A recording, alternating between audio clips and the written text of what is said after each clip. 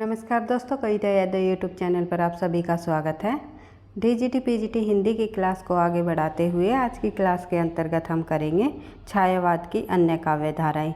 छायावाद की अन्य काव्य धाराओं के अंतर्गत कौन कौन सी काव्य धाराएँ शामिल है और उन काव्य धाराओं के अंतर्गत कौन कौन से कवियों को शामिल किया गया है, उन कवियों से संबंधित जितनी भी उनकी प्रमुख रचनाएं हैं, जिनसे भी संबंधित उनसे जुड़े हुए महत्वपूर्ण जो बिंदु हैं, उनसे संबंधित परीक्षाओं में प्रश्न पूछे जाते हैं, इन सभी पर हम चर्चा करने की कोशिश करेंगे। तो आज की क्लास हमारी जो है मोस्ट इम्पोर्टेंट क्लास रहेगी भाई।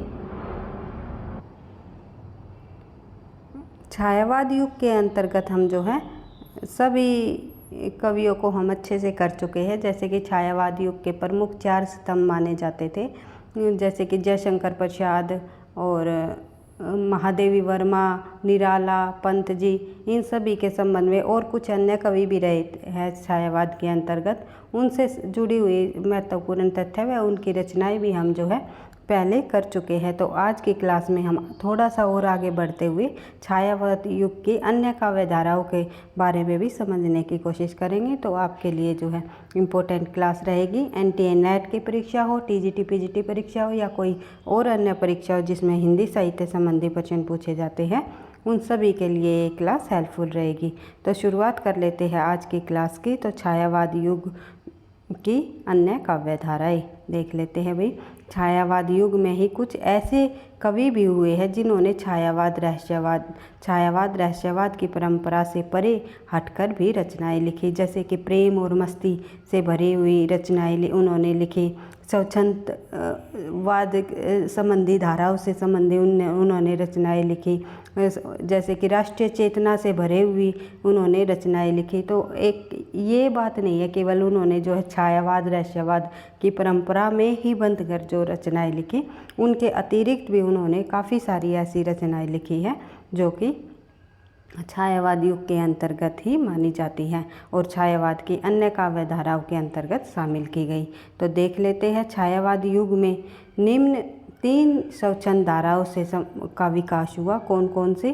कि व्यक्ति चेतना प्रधान काव्य या हल्लावाद भी कह सकते हैं। 1933 से लेकर 1936 तक ये इस हल्लावाद का जो है, हल्लावाद है ये भाई, वाद नहीं है, ये टाइपिंग मिस्टेक हो गया थोड़ा। तो हल्लावाद का जो समय रहा वो 1933 से लेकर के 1936 तक के बीच का समय माना जाता है। और कहा जाए तो 1935 का जो समय है, जिसमें कि बच्चन सिंह ने जो मधुशाला की जो रचना की है, वो 1935 का समय छायावाद का जो है पीक का समय कहा जाता है। माना जाता है कि छायावाद जो हल्लावाद की जो प्रवृत्ति हमें देखने को मिलती है वो 1935 में अधिक हमें देखने को मिली है। उसके बाद देख लेते हैं व्यक्ति चेतना प्रधान काव्य धाराएँ हमने देख ली। इसका जो समय है इसे हल्लावाद भी कहा जाता है 1933 से 1936 तक। इसके बाद हिंदी साहित्य में हल्लावाद का आगमन फारसी साहित्य के प्रभाव से हुआ। पूछा जा सकता है कि छायावाद का आगमन किस साहित्य के प्रभाव से हुआ, तो आपको ध्यान रखना है। बढ़ते हैं आगे। राष्ट्रीय चेतना प्रधान काव्य धाराएँ। राष्ट्रीय सांस्कृतिक कविता। राष्ट्रीय चेतना प्रधान काव्य धारा व राष्ट्रीय सांस्कृतिक कविता दूसरी जो काव्य धारा रही छायावाद के अंतर्गत। उसके बाद देख लेते हैं आगे। समष्टि चेतना प्रधान काव्य या सांकेतिक काव्य धारा भी कहा जाता है। समष्टि चेतना प्रधान काव्य भी कहा जाता है या सांकेतिक काव्य धारा भी कहा जाता है। तो देख लेते हैं और अन्य महत्वपूर्ण बिंदु परीक्षा की दृष्टि से जो इम्पोर्टेंट है। तो जब रोमांस या छायावाद की प्रवृत्ति अपनी चरम सीमा पर पहुंच जाती है, वह समाज की सारी मान्यताओं, शिष्टताओं और औपचारिकताओं से अपना संबंध विच्छेद करती हुई उन्मुक्त रूप से सुरा, सुंदरी और यौवन के गाने गाने लगती है। वही हमारा क्या होता है, जो धाराएं होती हैं रोमांस या स्वच्छंदतावाद की जो प्रवृत्ति होती है, वही जो चरम सीमा पर पहुंच जाती है। तो ऐसी ही धाराओं से संबंधित जो उन्मुक्त सुरा, सुंदरी और यौवन के गाने गाने लगती है, तो ये सभी प्रवृत्ति है जो है ये हमारे हल्लावाद में आती है। उसके बाद देख लेते हैं आगे। अगला जो महत्वपूर्ण बिंदु है गणपति चंद्र जी के अनुसार, इस प्रकार की प्रवृत्ति को ही आलोचकों ने हालावाद कहा है। यानी कि अगर ये कथन पूछ लिया जाए, ये कथन किस लेखक के द्वारा कहा गया है, किस विद्वान के द्वारा कहा गया है कि जो रोमांस एवं स्वच्छंदतावाद की प्रवृत्ति अपनी चरम सीमा पर पहुंच जाती है, वह समाज की सारी मान्यताओं, शिष्टताओं और औपचारिकताओं से अपना संबंध विच्छेद कर देती है, यानी कि तोड़ देती है। उन्मुक्त रूप से जो है सुरा, सुंदरी और यौवन के गाने गाने लगती है। बिल्कुल स्वच्छंद रूप से होकर के वे सुरा, सुंदरी और यौवन के गाने लगती है। यह कथन जो है हालावाद के संबंध में, हालावाद आलोचकों के संबंध में कहा गया है गणपति चंद्र गुप्त ने। बढ़ते हैं आगे, अगला प्रश्न अगला देख लेते हैं। परंतु गुप्त स्वयं इसे हालावाद देना उचित नहीं मानते। यानी कि ये बात तो उन्होंने कही है इन काव्य धाराओं के कवियों के संबंध में, लेकिन हालावाद काव्य धारा के कवियों के संबंध में ये बात कही है उन्होंने, लेकिन उन्होंने ये कहा है कि गणपति चंद्र गुप्त ने हालावाद को हालावाद नाम देना उचित नहीं है।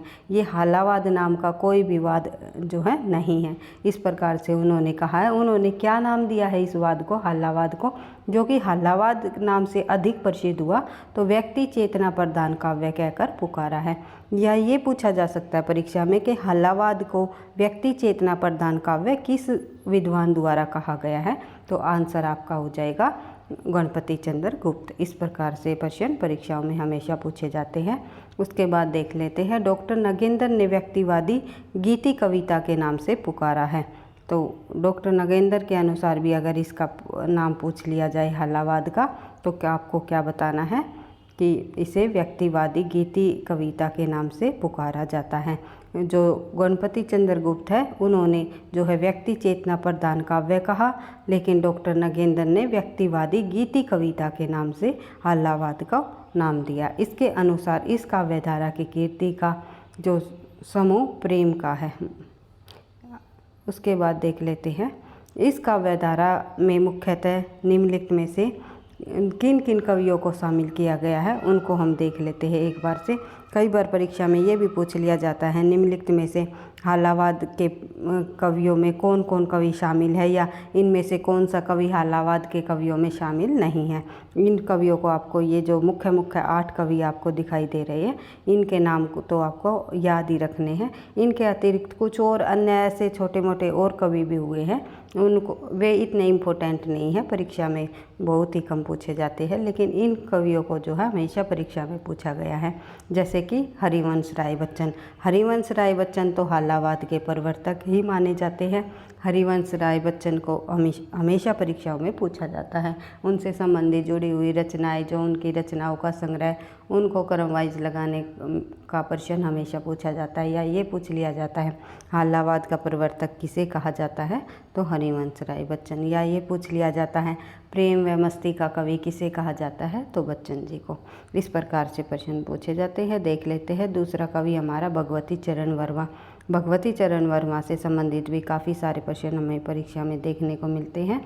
इसी प्रकार रमेश्वर शुक्ल अंचल जी के संबंध में भी पूछा जाता है। आरसी प्रसाद सिंह की भी कुछ रचनाओं को पूछ लिया जाता है। नरेंद्र शर्मा जी से संबंधित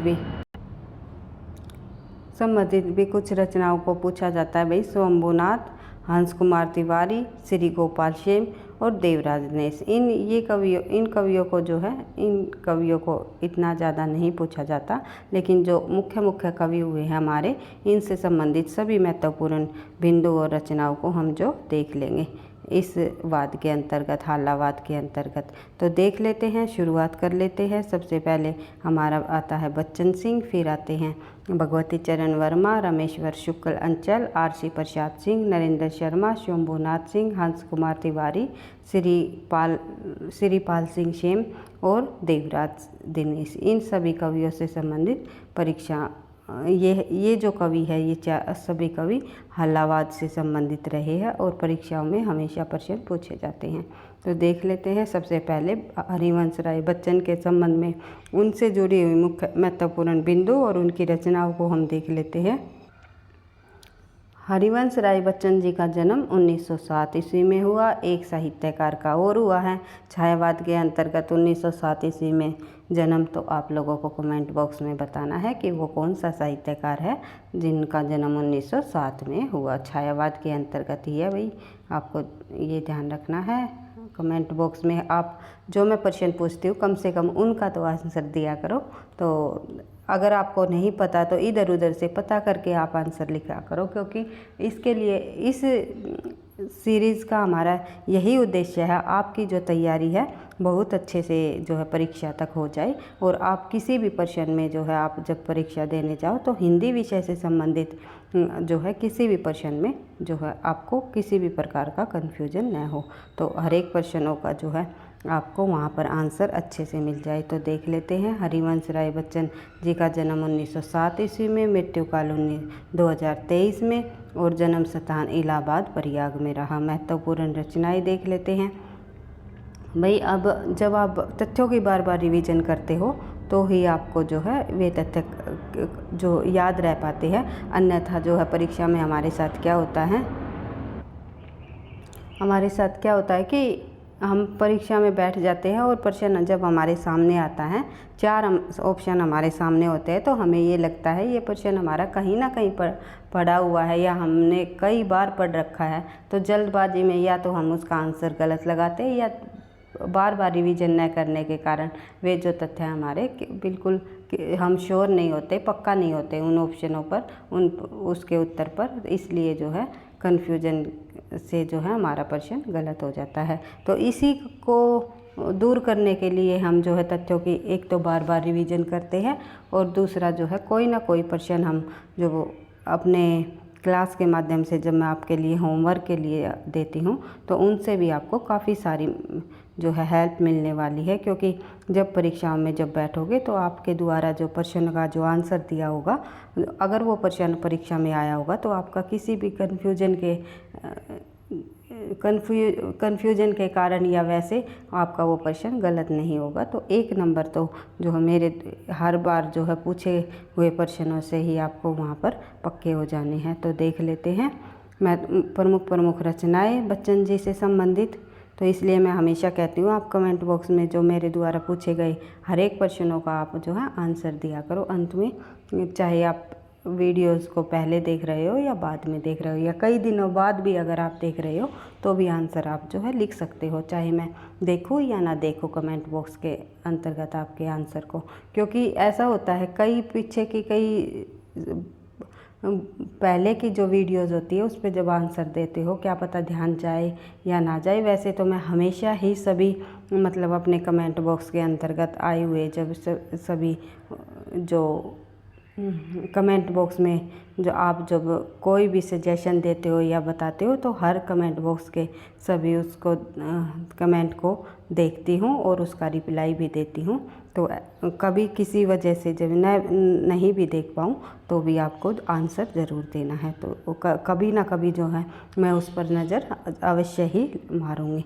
तो अवश्य ही मैं जो है देखती हूँ, चाहे 2 दिन बाद देखती हूँ या फिर तभी तुरंत देख लेती हूँ। तो इसलिए जो है आपको आंसर देना अति आवश्यक है। आपके लिए, आपके बेनिफिट के लिए ही मैं ये बात जो आपको बार बार बोल रही हूँ। और साथ ही जो है आप अगर कमेंट बॉक्स में ये बताते हो कि वीडियोस कैसी आपको लगी या क्या कमी रही या किस प्रकार से आपको क्लास चाहिए तो मुझे और भी अच्छा लगता है, क्योंकि मुझे भी जो क्लास बनाने के लिए मोटिवेशन की ज़रूरत होती है।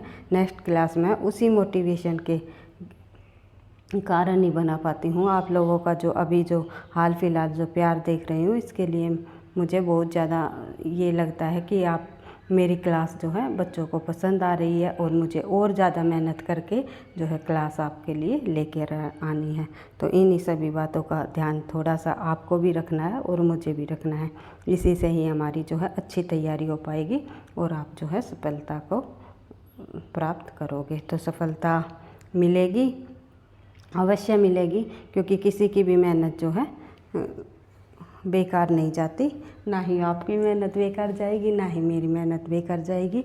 जो बच्चा तैयारी कर रहा है मन लगा करके अपनी पूरा 100% जो बच्चे दे रही है, तो उनको अवश्य ही सफलता मिलेगी कहीं ना कहीं। तो देख लेते हैं, शुरुआत कर लेते हैं। काफ़ी सारा टाइम हो गया भाई, इसके लिए मैं माफ़ी चाहूँगी। कभी कभी ऐसा होता है कि हमें अपने जो भावनाएं होती हैं, हमारी अपनी बातें होती हैं, एक दूसरे को बताना ज़रूरी होता है, क्योंकि इससे ही आपको पता चलेगा कि आपको किस प्रकार से तैयारी करनी है और मुझे किस प्रकार से क्लास लेकर के आनी है। तो देख लेते हैं प्रमुख रचनाएं। हालावाद से संबंधित जो कवि हमारे हुए हैं बच्चन जी की प्रमुख रचनाएं हम देखें तो ख़याम की मधुशाला 1935 ईस्वी की अनुदित रचना है और अंग्रेजी के प्रसिद्ध कवि फिट्ज़जेराल्ड द्वारा कृत जो अंग्रेजी का अनुवाद है। उसके बाद देख लेते हैं मधुशाला रचना को इनको काफ़ी सारी प्रसिद्धि मिली है, वेरी इम्पोर्टेंट रचना रही है इनकी मधुशाला, मधुबाला और मधुकलश। ये तीनों रचनाएं जो हैं परीक्षाओं में हमेशा पूछी जाती है और इनका प्रकाशन वर्ष भी आप देख सकते हो। मधुशाला 1935, मधुबाला 1936 और मधुकलश 1937। इन रचनाओं को आपको बिल्कुल ध्यान रखना है।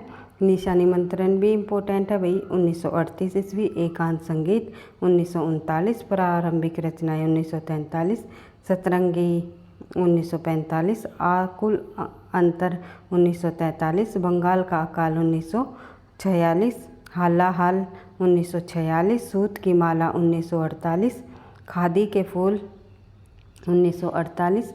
खादी के फूल जो इनकी रचना है सहयोग साहित्यकार रहे इस रचना के इनके पंत और जो है बच्चन सिंह ने ये रचना जो है दोनों ने जो है सहयोग से लिखी है, मिलकर लिखी है। ये कई बार परीक्षाओं में पूछा जाता है कि खादी के फूल जो है किन दो साहित्यकारों से जुड़ी हुई रचना है या किन दो साहित्यकारों की सहयोग से लिखी हुई रचना है। तो खादी के फूल जो है पंत और हरिवंश राय बच्चन दोनों ने मिलकर लिखी है। फिर है मिलन यामिनी 1950, प्रणय पत्रिका 1955, त्रिभंगिमा 1961, चार खेमे 64 खूटे 1962, आरती और अंगारे। फिर है धार के इधर उधर, बुद्ध और नाचकर, जाल समेत दो चट्टाने। इस प्रकार से बच्चन जी की भी रचनाएं आप लोगों ने यहाँ पर देख ली। इन रचनाओं को आप जो है एक बार से फिर रिवाइज कर सकते हो, क्योंकि सभी रचनाएं इम्पोर्टेंट है, परीक्षा की दृष्टि से। बढ़ते हैं आगे। हरिवंश राय बच्चन को हालावाद का प्रवर्तक माना जाता है, ये आप लोगों ने देख ही लिया। ये मूलतः जो है आत्मानुभूति के कवि माने जाते हैं तथा इनको शाही रोमांस का कवि भी कहा जाता है। शाही रोमांस का कवि निम्नलिखित में से किस कवि को कहा जाता है? तो बच्चन सिंह को ही कहा जाता है। बच्चन ने अपनी रचनाओं को छोड़कर अन्य सभी रचनाओं में यौवन, सौंदर्य व मस्ती के स्वर की अभिव्यक्ति हुई है, इसीलिए इन्हें प्रेम और मस्ती का कवि भी कहा जाता है। बंगाल का अकाल, सूत की माला, खादी के फूल, त्रिभंगिमा, चार खेमे 64 खूटे आदि जो हैं इनकी प्रमुख रचनाएं रही है। हिंदी साहित्य में इनको प्रबंध शिरोमणि की उपाधि भी दी है। तो प्रबंध शिरोमणि को हिंदी साहित्य के अंतर्गत किसको उपाधि मिली है? तो प्रबंध शिरोमणि को उपाधि दी गई है बच्चन सिंह को। लेकिन शिरोमणि की उपाधि पूछ लिया जाए, शिरोमणि की उपाधि किसे दी गई है रीतिकाल के अंतर्गत, तो ये आप जो है कमेंट बॉक्स में बता सकते हो, या फिर अगर मैं चलो ये प्रश्न मत बताना, मैं ही बता देती हूँ। पद्माकर और कोई अन्य प्रश्न मैं आपको दूंगी। तो एक प्रश्न तो मैंने आपसे पूछ ही रखा है कि छायावाद के अंतर्गत 1907 में और अन्य किस साहित्यकार का जन्म हुआ है, ये आप लोगों को बताना है। तो देख लेते हैं, एक सेकंड भाई। अगर ये प्रश्न पूछ लिया जाए प्रबंध शिरोमणि की उपाधि किसे मिली हिंदी साहित्य में, तो बच्चन सिंह को। केवल शिरोमणि की पूछ लिया जाए, शिरोमणि किस कवि को कहा जाता है रीतिकाल के अंतर्गत, किसे उपाधि मिली हुई है, तो पद्माकर जी को। इस प्रकार आपको हर एक प्रश्नों को एक दूसरे से, मैं हमेशा बार बार कहती हूँ, हमारा पूरा हिंदी साहित्य का इतिहास इस प्रकार से जो रचित है या इस प्रकार से है कि हम एक दूसरे से चीज़ों को रिलेट कर सकते हैं। तो आदिकाल से लेकर के जो आधुनिक काल तक सभी जो जितने भी हमारे आलोचक हुए हैं, उन्होंने जो आदिकाल या रीतिकाल या किसी भी कवि से संबंधित जो रचनाएं लिखी है तो उनको हम उनसे संबंधित जो बात कही है एक दूसरे से रिलेट करके जो है हम जोड़ करके याद रख सकते हैं। तो देख लेते हैं अगला जो हमारा महत्वपूर्ण बिंदु है बच्चन सिंह से संबंधित जो हम कर रहे हैं चर्चा, तो उसमें हम जो है 1932 ईस्वी में उन्होंने प्रारंभिक साहित्यिक जीवन पायोनियर के संवाददाता के रूप में प्रारंभ किया है और 1966 में राज्यसभा सदस्य मनोनीत हो गए थे। तो बच्चन सिंह को भी जो है 1966 के अंतर्गत राज्यसभा सदस्य के रूप में मनोनीत कर लिया गया था। इनके जो दो चट्टानें रचना है, कई बार परीक्षा में पूछी जाती है दो चट्टानें रचना किसकी है, तो 1968 ईस्वी में दो चट्टानें रचना बच्चन सिंह जी की रचना पर जो है 1968 में साहित्य अकादमी पुरस्कार भी प्राप्त हुआ है। उसके बाद देख लेते हैं भगवती चरण वर्मा जी से संबंधित महत्वपूर्ण बिंदु है उनकी रचनाएं। तो भगवती चरण वर्मा का जन्म 1903 में, मृत्युकाल 1981, जन्म स्थान रहा शफीपुर और जिला उन्नाव। उसके बाद प्रमुख रचनाएं देख लेते हैं। प्रमुख रचनाएं जो भगवती चरण वर्मा जी से संबंधित है वो है मधुकण 1932, प्रेम संगीत 1937, मानव 1940, चित्रलेखा 1934 इनका उपन्यास है। कई बार परीक्षा में पूछा गया है भाई चित्रलेखा उपन्यास किसका है, भगवती चरण वर्मा जी का 1934। एक दिन और रंगों में मोह, सविनय और नाराज कविता, ये 1984 ईस्वी में इनके द्वारा लिखी गई जो है रचना है। उसके बाद देख लेते हैं इनसे संबंधित और अन्य महत्वपूर्ण बिंदु। इनकी कविताओं में कई प्रकार की प्रवृत्तियों का संगम मिलता है, जैसे युगबोध, व्यक्ति सुख दुख, हर्ष विषाद, आशा निराशा के साथ साथ सामाजिक विद्रोह, निम्न वर्ग का पीड़ा बोध आदि जो है इनकी कविताओं में हमें देखने को मिलता है। मस्ती आवेश का अहम उनकी कविताओं का केंद्र बिंदु माना जाता है। उसके बाद देख लेते हैं इनकी मधुकण रचना में माधुर्य एवं ओज से परिपूर्ण रचनाओं का संकलन हुआ है।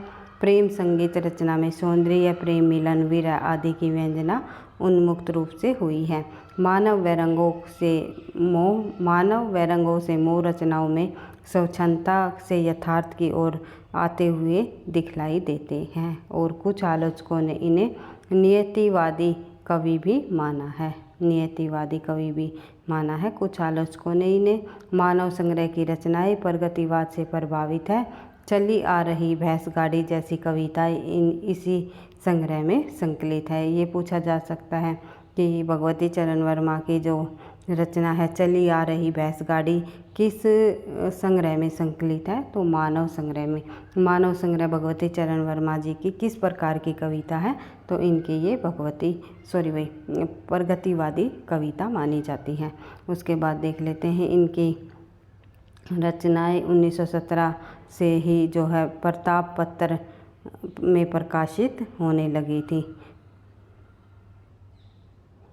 आपके लिए प्रश्न है प्रताप पत्र का जो संपादक है संपादन किसने किया, तो कई बार मैंने पहले भी आपको बताया हुआ है और पत्र पत्रिकाओं से संबंधित भी जो उनके महत्वपूर्ण बिंदु है और जो भी मुख्य पत्र पत्रिकाएं हैं हम जो है कर भी चुके हैं। तो आपके लिए होमवर्क के रूप में एक प्रश्न और देती हूँ मैं, प्रश्न नंबर 2 प्रश्नों का आंसर आपको देना है कि प्रताप नामक जो पत्र है उसके संपादक कौन रहे हैं। उसके बाद देख लेते हैं भूले बिसरे चित्र उपन्यास जो है उनको 1961 में साहित्य अकादमी पुरस्कार भी प्राप्त हुआ है। तो किस रचना पर भगवती चरण वर्मा को साहित्य अकादमी पुरस्कार प्राप्त हुआ है? भूले बिसरे चित्र या भूले बिसरे चित्र उपन्यास पर किसे साहित्य अकादमी पुरस्कार प्राप्त हुआ है? तो भगवती चरण वर्मा को। और भगवती चरण वर्मा को किस सन में उसके उपन्यास भूले बिसरे चित्र पर साहित्य अकादमी पुरस्कार दिया गया? तो 1961 में। किसी भी प्रकार से अगर प्रश्नों को घुमा फिरा कर भी पूछा जाए तो आप जो है उसका सही आंसर दे सकते हो, अगर आपको जो है तथ्यों को ध्यान से समझते हुए पढ़कर किया है तो। तो देख लेते हैं आगे। अगला जो हमारा कवि है वो है रमेश्वर शुक्ल अंचल। इनसे जुड़ी हुई जो प्रमुख रचनाएं हैं उनको भी कई बार परीक्षाओं में पूछ लिया जाता है। तो विराम चिन्ह जैसे इनका सबसे इम्पोर्टेंट रचना रही है, कई बार परीक्षाओं में पूछी जाती हैं। अपराजिता भी, मधुलिका भी, तो ये कुछ रचनाएं इनकी ऐसी है जो बार बार परीक्षाओं में पूछी जाती हैं।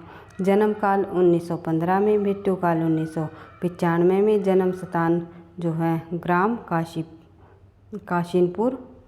एक सेकंड भाई, ये हमारा यहाँ पर रह जाता भाई, जन्म स्थान काशीपुर, फिर है उत्तर प्रदेश में हुआ था भाई, यूपी में, उत्तर प्रदेश में, शायद जिला जो है फतेहपुर रहा है, फतेहपुर उत्तर प्रदेश में इनका जन्म हुआ। रमेश्वर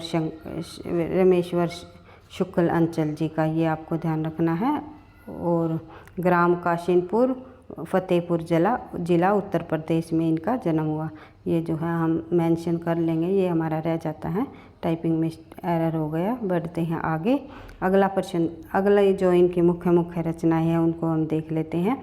मधुलिका 1938 ईस्वी में, अपराजिता 1939, किरण बेला 1941, करील 1942, लाल चुनर 1944, वर्षांत के बादल 1954, विराम चिन्ह 1957। वेरी इंपॉर्टेंट रचना। बढ़ते हैं आगे। अगला और इनसे जुड़ी हुई महत्वपूर्ण बिंदु हम देख लेते हैं। कई बार ये पूछ लिया जाता है, मार्शलवाद के प्रवर्तक कौन माने जाते हैं? तो रमेश्वर शुक्ल अंचल जी को मार्शलवाद के प्रवर्तक माने जाते हैं। तो देख लेते हैं। अंचल मूलतः प्रेम और रोमांस के कवि रहे हैं, अतः उनके काव्य में सौंदर्य, लालसा, यौवन, आवेग व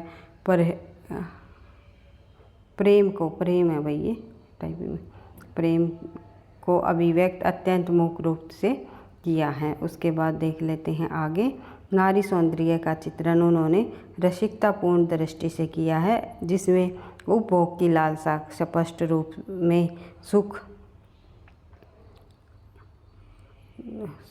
रूप में दिखाई देती हैं। ये industry of language and research Jabalpur में हिंदी के विभागाध्यक्ष के रूप में इन्होंने कार्य भी किया है। इनकी सामाजिक यथार्थ रचनाओं में रूमानी संवेदना की प्रधानता दृष्टिगोचर होती हैं। इनकी पहली कविता 1935 में जो माधुरी पत्र में प्रकाशित हुई है, ये मार्शलवाद के प्रवर्तक भी माने जाते हैं।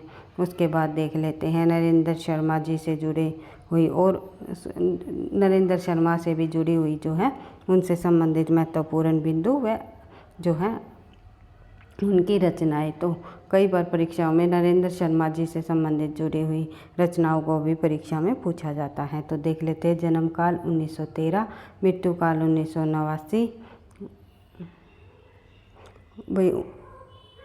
उसके बाद जो है प्रमुख रचनाएं है प्रभात फेरी 1938, प्रवासी के गीत 1938, पलाश वन 1939, सुफूल और कर्णफूल, हंसमाला, रक्तचंदन, अग्निशव और कदली वन, उत्तरजय, द्रौपदी इनका एक खंड काव्य है, प्यासा निर्जर, फूल, मिट्टी और फूल, कामिनी और अग्निशय, ये हमने देख ही लिया, 1951 की रचना है।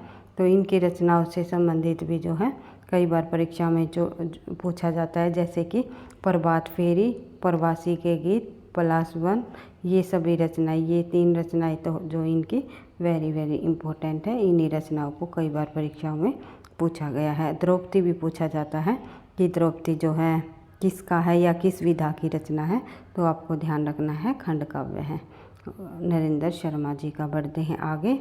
आज का हमारा अंतिम कवि है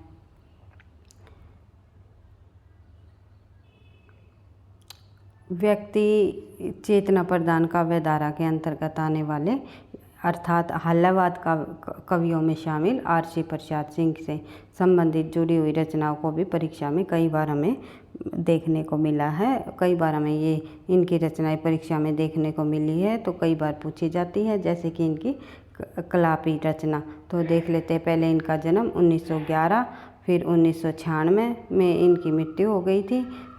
और कलापी इनकी 1938 की प्रमुख रचना है। इसके अतिरिक्त संरचिता 1942 में, संचयिता 1942 में, और जीवन और यौवन 1944, नई दिशा 1944, 5 जन्य 1945, प्रेम गीत 1954। प्रेम गीत भी इनकी इम्पोर्टेंट रचना है। तो इस प्रकार से जो है व्यक्ति प्रधानवादी जो चेतना व्यक्ति चेतना प्रधान जो रचनाएं हैं हल्लावाद के अन्य काव्यधारा में छायावाद की अन्य काव्यधाराओं के अंतर्गत हल्लावाद कविताएं भी कही जाती है। हल्लावाद के कवि भी कहे, उनसे जुड़े हुए महत्वपूर्ण कवि और ये उनकी रचनाओं को हमने देख लिया। इसके अतिरिक्त जो है छायावाद की अन्य धाराओं के अंतर्गत जो है राष्ट्रवादी काव्यधारा या राष्ट्रीय चेतना प्रधान काव्यधाराएं, और जो है उसके साथ ही जो है समष्टि प्रधान काव्यधारा भी जो है हमें छायावाद की अन्य काव्यधाराओं में देखने को मिलती है। उनके अंतर्गत भी आने वाले प्रमुख कवि हुए हैं, जैसे कि राष्ट्रवादी काव्यधारा में जो रामधारी सिंह दिनकर जी प्रमुख हुए हैं, और अन्य कवि भी काफ़ी सारे प्रमुख हुए हैं। और साथ ही जो है समष्टिवादी चेतना में भी कुछ प्रमुख कवि रहे हैं। उनसे जुड़े हुए भी परीक्षाओं में महत्वपूर्ण बिंदु पूछे जाते हैं, तो हम आगे करने की कोशिश करेंगे। फिर इसी प्रकार से जो है अधिक से अधिक प्रश्नों का अभ्यास करते हुए हम अपनी तैयारी को आगे बढ़ाएंगे, क्योंकि निरंतर अभ्यास ही आपको सफलता दिलाएगी। निरंतर अभ्यास ही सफलता का राज है। इसी उद्देश्य के साथ हम अपनी तैयारी को आगे बढ़ा रहे हैं संपूर्ण हिंदी विषय से संबंधित। तो एक बार फिर से मैं आपको कहना चाहूँगी, भाई वीडियो आपको लगती है आपकी परीक्षाओं के लिए मददगार साबित होगी, हेल्पफुल रहेगी, तो प्लीज़ वीडियो को आप लाइक किया करो और साथ में जो है कमेंट करके भी बताया करो आपको वीडियोस कैसी लगी। और पढ़ते रहना, आगे बढ़ते रहना। थैंक यू, धन्यवाद।